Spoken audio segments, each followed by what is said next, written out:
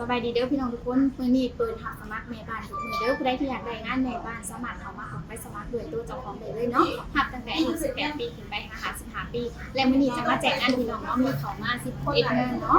งานที่1คือต้องการเป็นแม่บ้านอยู่ประจำค่ะหลังจากเป็น2สถานที่เฮ็ดงานแม่อยู่บุญณวิถี101ก็คืออยู่แถวสุขุมวิทเนาะค่ะจ้างได้จากใน2ในจากมีกันทั้งเบิด3คนจะมีมา2ตัวมีแม่บ้านอยู่1คนของคนอื่นของกับคนอื่นได้ส่วนงานที่2จะเป็นแม่บ้านที่กันน้องไปสาวเรียนกราฟขาจ้างขึ้นหาเป็นมือพกสถานที่ทำงานอยู่ในอยู่วัดฉลาดคุณเขางาน8:00 นเลิกงาน18:00 นเนาะส่วนงานที่3จะเป็นงานแม่บ้านขาจ้างในจากที่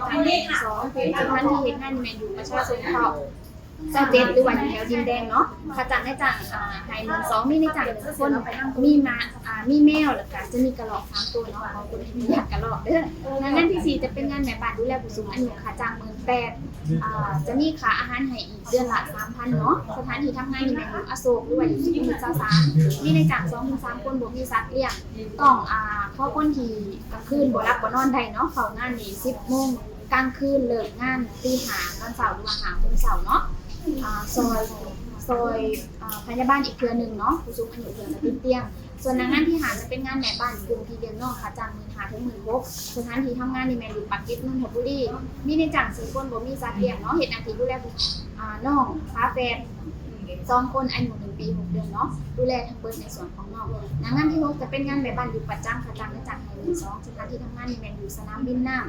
มีในจ้าง3 คนบ่มีสัตว์เลี้ยงเนาะหน้าที่ก็คือทำความสะอาดบ้านแล้วก็ซอยเฮ็ด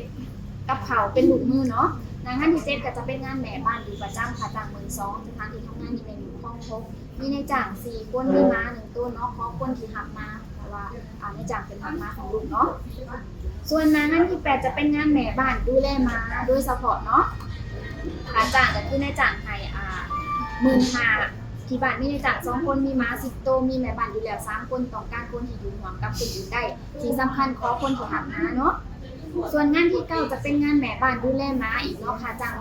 15,000จะมีค่ากับข้าวให้เดือนละ 2,000 สถานที่ทำงานนี่แม่นแจ้งวัฒนะมีในจ้าง2 คนมีม้า11 ตัวเนาะขอคนที่หักม้าอดีอรอเดอร์งานที่10จะเป็นงานแม่บ้านที่เลี้ยงน้องค่าจ้าง15,000 ถึง 16,000สถานที่ทำงานนี่แม่อยู่บ้านที่